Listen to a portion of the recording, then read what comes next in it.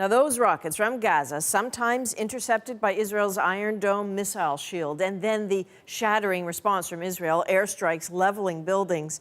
The results on the ground this weekend, frightening and fatal for people on both sides. More than 20 Palestinians are dead, at least 4 Israelis are. And as Paul Hunter tells us, this brought a region to the brink.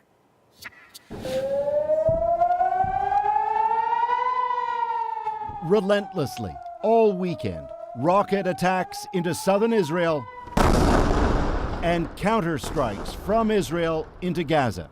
All of it painfully violent and depressingly familiar. Still, it's the most intense fighting in that region in months. And for the first time since the 2014 Gaza-Israel war, among those killed today were Israeli civilians, including a 58-year-old father of 4. The dead on the Gaza side was a mix of militants and civilians, including yesterday a 14-month-old girl and her pregnant aunt. Also, for the first time in years, there was a separate targeted airstrike by Israel, killing a senior Hamas commander. Massive strikes will continue, said Israeli Prime Minister Benjamin Netanyahu today. Forces at the Gaza border, he added, will be stepped up.